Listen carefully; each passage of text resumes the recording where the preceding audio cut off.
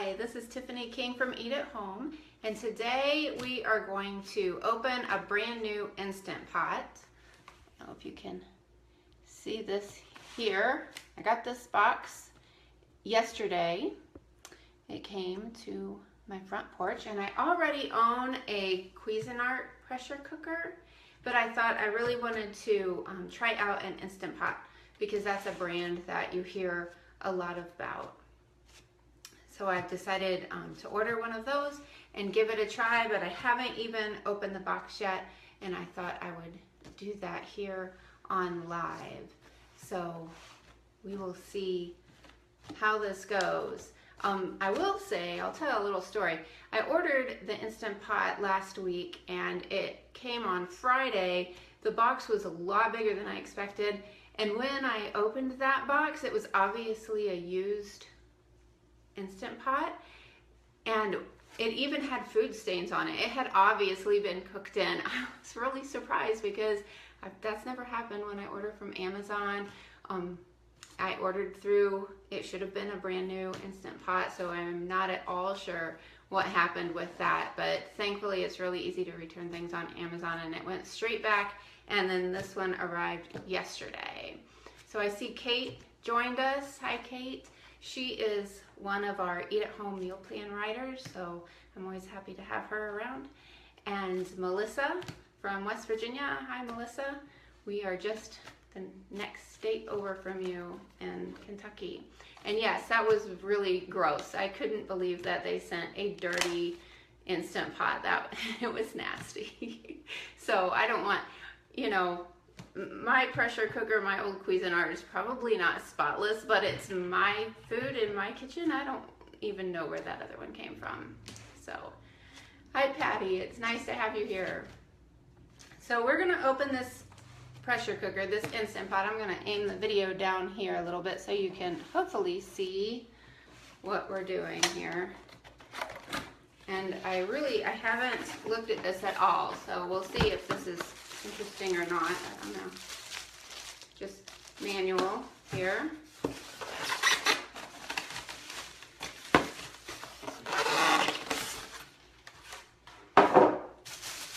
All right, let's see if I can get this out of here. Get rid of the box. Okay. I'm not sure if I can get this aimed to where you can see it. It looks like you're looking at the bottom of it. Hi Teresa, I see that you're here from Waynesville, Ohio. Alright, so my first impression of it is this one is clean, unlike the first one that they sent to me. And it looks, you know, I'm used to using my Cuisinart, so it's a little different. It's about the same size. In fact, it should be exactly the same size because I ordered a 6-quart Instant Pot. I have a 6-quart Cuisinart pressure cooker, and the slow cookers that I work with are 6-quart as well. So that's a size that works for my family. It comes with a little plastic measuring cup that looks like I would probably lose pretty quickly. That doesn't look as useful. And it also comes with some kind of flat spoon and a ladle. So plastic, they feel kind of cheap. I don't know that I would really use these. They also look kind of short, but maybe they do fit to the bottom of the pot, and they have a hook on the side, so maybe they rest on the edge. I'm not sure. Time will tell with that. And then this looks like a rack that maybe would help steam, and I think this could be handy. I don't think that the Cuisinart came with that, but I've had the Cuisinart for a really long time, so I'm not 100% on that. But that steamer looks like it could be handy. And this one has a nice, shiny, never been cooked in before. If you missed the beginning of my story, I said it, the first Instant Pot I ordered, they sent one that had been used. It had been washed out, but there were food stains on the lid. It was kind of nasty. This one's brand new, nice and clean, and it has an easy to read, I don't know if you can see this, easy to read measuring. So I like that, so that you can tell how full you've got it. The inside looks pretty similar to the Cuisinart. And then this is, the lighting is pretty bad up here for the control panel. I did not buy the 7-in-1. I believe the 7-in-1 Instant Pot has a yogurt setting. I've never made yogurt, and I'm going to be realistic about my life and realize that's probably not something that would happen very often. I'll probably just buy my yogurt. So it would be fun to try a couple of times, but I'm not sure it's something I would keep up with. So this one has a setting for poultry, soup, meat, stew, bean, chili. There's a slow cooker setting, which I would be interested to try that compared to the regular slow cooker. Steam, porridge, multigrain, rice. So this could be handy. I will say on microwaves, they often have, get this up here and I can see some of your comments. Microwaves often have those buttons for baked potatoes or popcorn. Some of them I use and some don't seem as useful. So we'll see if the Instant Pot is the same or not. I don't know. Let's see. Yes, somebody asked, Patty asked if this is stainless. And yes, I think this is stainless steel. So that's a benefit, I believe. Let's see. Gail says the 7-in-1 has a high and low pressure settings as well, and a slot on the side to hold handles, on the handles to hold the lid. So yeah. This one, I would think it would have high and low pressure settings. I don't know. We'll have to read that. The Cuisinart does. So we'll have to see. What did I do with the lid? The lid, I think on the pressure or on the Instant Pot is a little easier to read. You can't see it on the camera so much, but on this side it's venting, and this in the middle says sealing, and over here is venting as well. So we'll have to read about how to use that. That's a little different than my Cuisinart. The lid on my old Cuisinart, and admittedly this pot is several years old now, but it's hard to, I have to really look to tell because the white labeling rubbed off. So that makes it a little hard to know what I'm looking at. The inside of the Cuisinart comes apart pretty easily. Well, I'll say that. And, then you have the lid part, the main lid part, and then there's this rubber ring, and that peels off. And so this all comes apart really easy to wash. This is the Cuisinart.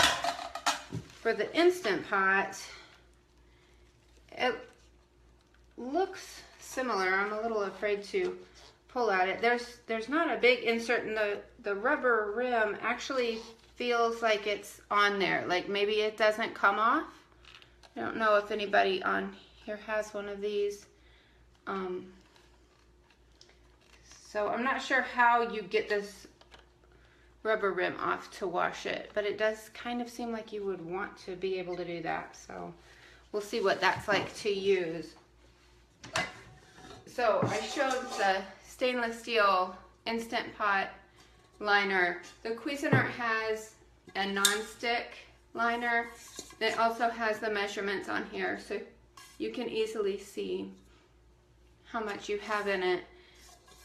The non-stick is very easy to clean, so that's a plus, but I know some people do like to have stainless steel instead. And Chelsea says the seal is easy to remove, so that's good news. So once I read how to do that, that's good, because having cooked in a pressure cooker, you would definitely want to clean that seal. All right, and then the Cuisinart controls are simpler. I think they're all the writing is all backwards to you, but you can see that basically you can choose your time. You can choose whether you want saute or browning, high or low pressure, keep warm or simmer, and then the time. But you're not choosing soup or rice or any of that, which works pretty fine as well. So I am definitely looking forward to trying out the Instant Pot and seeing how it compares with cooking. Do you guys have questions? Have you been wondering about buying a pressure cooker? One thing that I say about them, I was a little slow at wanting to get on the pressure cooker bandwagon, and I still wouldn't say that I'm actually on the bandwagon, as you would say, because you hear a lot of people saying, oh, I can cook my dinner in 5 minutes. Well, you probably really can't. Even if the recipe calls for 10 or 15 minutes of cooking, like a really short amount of cooking time, you have to wait for it to reach pressure. You have to wait for the cooking time and then the pressure release at the end. So it does take a little bit longer than you would think, than what the cook time is. So that's a little misleading. So Teresa asks what I like the most about pressure cookers. So far, I think I would say it's a great tool to have in your kitchen arsenal for getting dinner done. It depends on the time that you have. So if you have a couple of extra minutes in the morning to put food in a slow cooker, that's going to be the way to go. But if you have maybe 30 minutes at the end of the day or 35 minutes and you need to cook something, you might be, depending on the recipe, you probably can get something done, maybe even from frozen. I've done frozen chicken tenders in mine quite a few times. You can get that done in about half an hour or so. I don't always have a half an hour right before dinner. Sometimes we need to eat as soon as we walk in the door, but other times that timing works out really well. So that's the difference. Jennifer says she's a little leery because she doesn't want an appliance that isn't going to get much use. Yes. And if it's difficult to cook a good meal, it isn't worth it. I would say they're easy to use. The recipes that I've done in them, it's very easy. So in that way, it's good. It does not get as much use so far as my slow cooker. I think part of that is I'm just super familiar with the slow cooker. I know exactly what it can do for me. I know exactly how it can solve our dinner time issues. The pressure cooker, I'm still getting used to how to fit that timing into my day and get the most use of it. Amy asked if I would use it in place of my slow cooker too. Well, the Instant Pot does have a slow cooker setting on it, so I want to try that. I would never get rid of my slow cookers. I don't think I could do it. I use them just way too much. I have a couple of them, and sometimes they're both going at the same time. A couple weeks ago, I did 2 whole chickens, just kind of plain, so that I could take the meat off the bone and put it in the freezer. I did one in my CUISINART pressure cooker and the other one in a slow cooker. So the one in the pressure cooker took probably an hour and a half total to get the chicken done, because it was a whole chicken, it was cold, so it had to come up to pressure, it had to cook for all of the designated amount of time. I could have done it in the oven just as fast, possibly faster. But the timing worked out to use the pressure cooker, and I wanted to try that, and the chicken was fantastic out of that. The other one I just did in the slow cooker, which of course takes longer, but again, I was able to just leave it do its thing while I did other things all day. So that worked out. Panita asks, how long is the venting pressure release process normally? That's a great question. There are 2 different kind of pressure releases. You can do a natural pressure release, which is, I did this yesterday when I was cooking brown rice. You just let it go at the cooking time ends, and then it goes into a natural pressure release. I'm not sure how long that ended up taking. I would say probably 10 to 15 minutes for that rice for it to fully lose pressure. And where's my, I'll show you this. There's a little indicator button. This is the CUISINART. That little red button here. When it's at full pressure, it pops to the top, and when the pressure is released, that'll fall down the way it is right now. So with a natural pressure release, it takes 10 or 15 minutes. The other way is a quick pressure, and you just knock that pressure valve. I'm not sure how to do that on the Instant Pot yet, but it would be the same kind of thing. You instantly release the pressure, and it takes maybe a minute to get the pressure down at that point. So there's a little bit of time with a quick pressure release, but it's not too bad. So somebody asked, what's the difference between the 6-in-1 and the 7-in-1 and on the Instant Pot?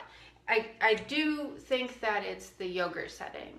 Somebody correct me if I'm wrong, but I think the 7-in-1, yes, so Chelsea chimed in, yeah, it's got a yogurt function. So if you think you're gonna make homemade yogurt, that might be something that you would be interested in. I think that would be a fun thing to do. I'm sure it's healthier than what we would buy in the store. I decided to be realistic and realize that even if I did that a couple times, it's not something I would keep doing. It wasn't worth the $30 extra to me, especially since I already own a pressure cooker, so now I have two, which could come in handy. I kind of featured that I'll give one of them away at some point, but I don't know. I may end up keeping both of them because it could be handy to have both, to do rice in one and the meal in the other. We'll see. Let me see if there were other comments. Here are questions. Is it safe enough? So I think that the danger that we sometimes hear about is for the stovetop or the old-fashioned kind. I've not heard of any issues with an electric pressure cooker. They seem to be pretty safe. I don't think I would leave the house while it was running though. I do leave with the slow cooker running, and I have a delay bake on my oven. I sometimes will leave and set that delay bake to start while I'm gone. I'm not sure that I would want to do that with a pressure cooker, at least not yet, maybe eventually, but I do think they're very safe. So yeah, Martha wants to know, how long does it take to come to pressure? It depends on what you've got in here. So if you've got something really cold or you have it really full, it's going to take longer to come to pressure. If I do a meal that I start with frozen chicken tenders, and then, so it's just kind of an adaptation of one of my slow cooker meals, that I can finish in 30 to 35 minutes total, where 12 of that is actual cook time. So you can see that you're going to have to about almost double that cook time for the pressure part. That made absolutely no sense. So if I have 12 minutes, then I'm adding at least another 12 to 15 minutes or maybe more to get it to come to pressure. That's working with frozen chicken tenders. If I used meat that was already thawed out, it wouldn't take quite as long. So hopefully that made sense. Let's see. Brandy says she's got a pressure cooker for her stove, and she read that those reach better pressure. What are my thoughts? Well, I've never used a stovetop. It wouldn't surprise me. It seems like you would have more control over the pressure, but yeah, they may reach better pressure. I'm sorry, I don't have a good answer for that. Judith says, if you're going to release the pressure the quick way, be careful not to get burned. Yes, because when you do that, it releases a big shot of steam. So I always use a wooden spoon or one of these cheap little spoons that came with the Instant Pot, I guess would be good for that, just to knock that. Now on the Instant Pot, there may be a fancier way to release the vent, but it also might just be flipping this little switch over. I'm not sure. But yeah, you do want to keep your fingers out of the way when you do that. Also, you don't want to have it right underneath of a cabinet because it is going to release steam and all that moisture, and you don't want to damage your wood, or like some of our cabinets aren't actually wood, they're more like a particle board, which would damage a lot quicker. So you want to be careful of that. Let's see. Joe asks, what else do you cook with the chicken tenders? I have done, let me think of what I've done. I think I've done a chicken cacciatore recipe, which is an adaptation of one of my slow cooker recipes. Most of the pressure cooker things that I've done have been adaptations of slow cooker recipes. So Kathy just asked, what are we doing? Okay, we're talking about pressure cookers. If you just tuned in, this is a brand new Instant Pot that I just ordered. I haven't tried it out yet. I just took it out of the box. And I am comparing that to my trusty Cuisinart pressure cooker that I've had for a couple years. So that's what we're talking about. Back to the recipes, I've also done a chicken curry in the pressure cooker that worked out really well. I think tonight I may try a beef bourguignon. That was on the meal plan that I printed off this week and shopped with the other day. And our original recipe calls for doing that on the stovetop, I believe. But I think I'm going to try it in the pressure cooker. I'm going to try this new Instant Pot and we'll see what happens with it. I've also done a whole chicken, and I've done several different chicken recipes. We eat a lot of chicken in our house. So I've done several of those kinds of recipes. Let me scroll up here and see if there were any other questions, or if you guys want me to show you something different here than I have. Susan says my home is beautiful. Thank you, Susan. I appreciate that.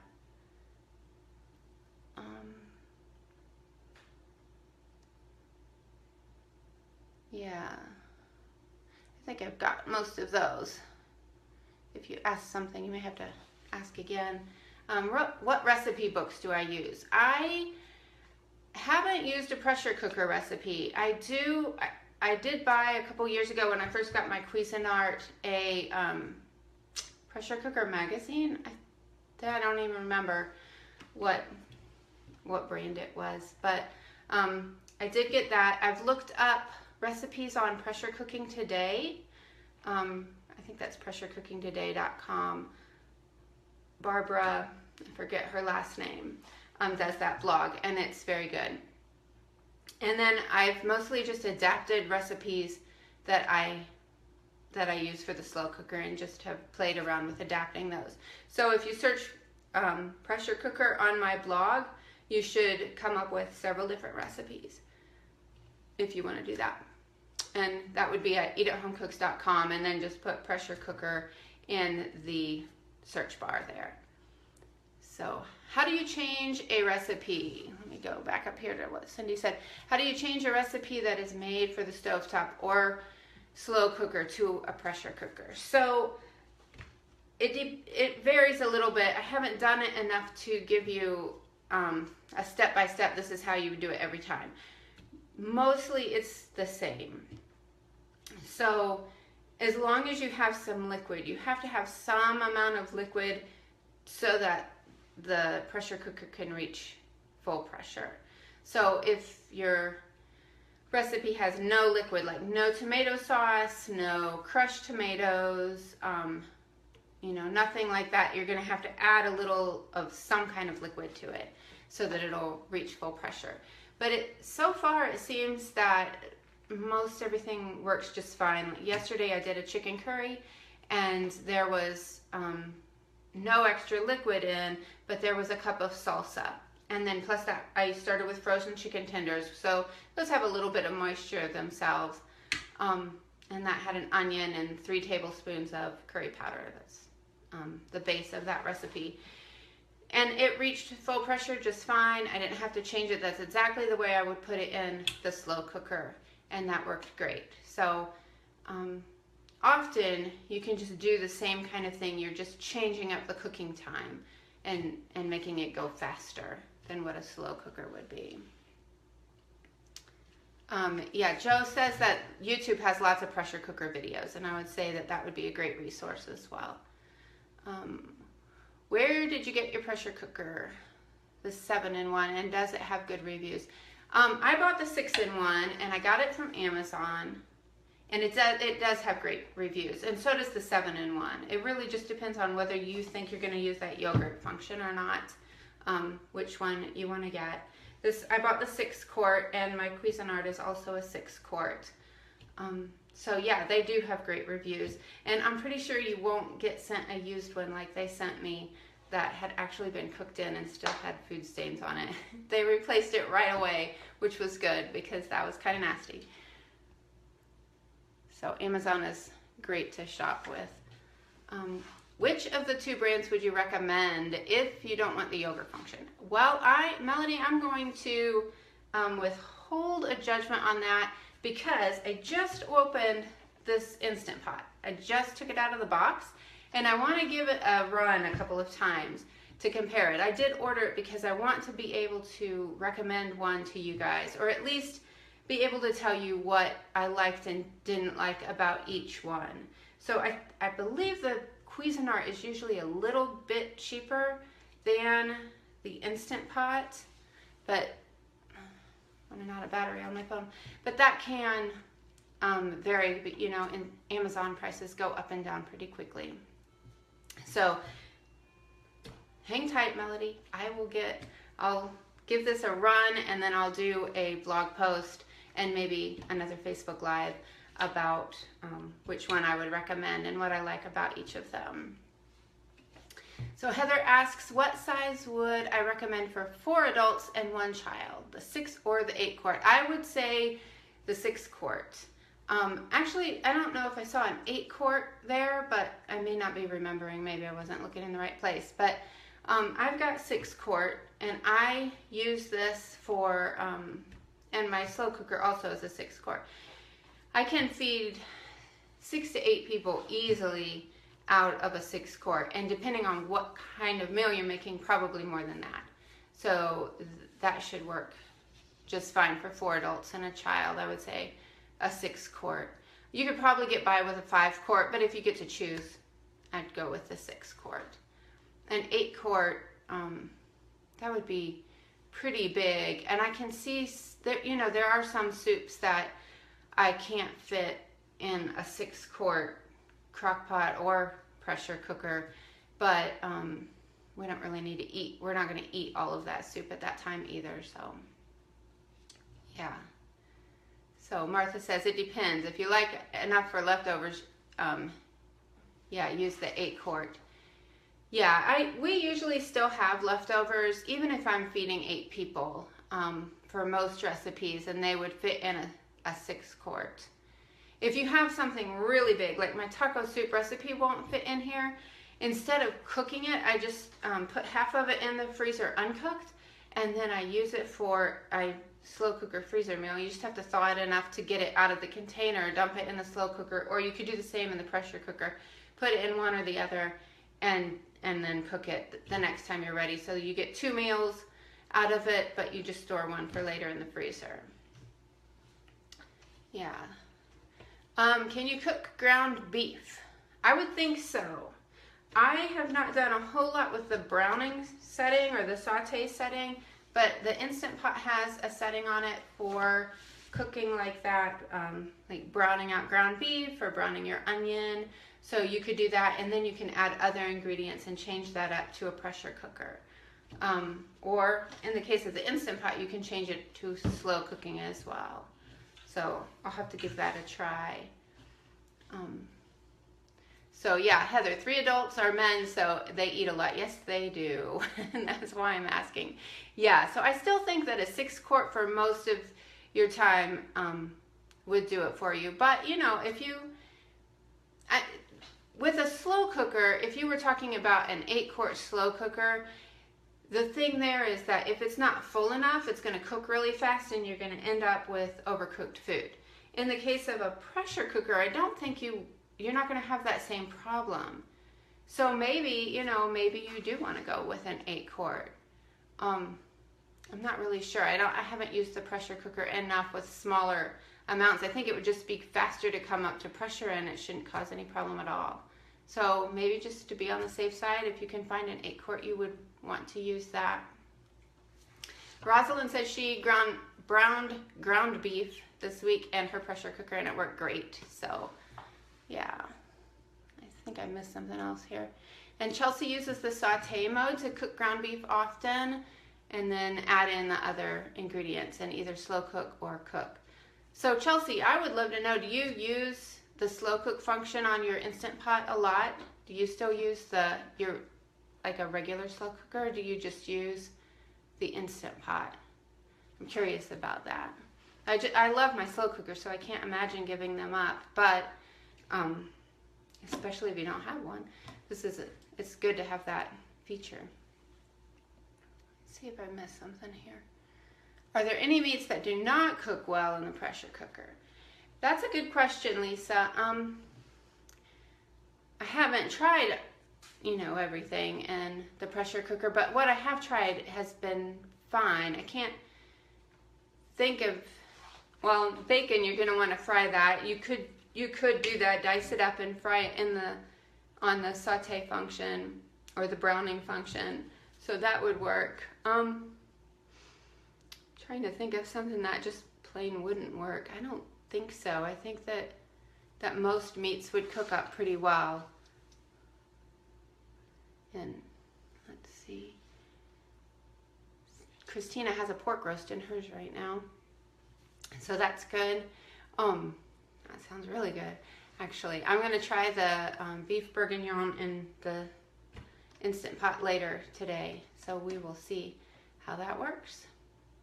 So, all right, I'll give this a spin later, and stay tuned for what I think of it.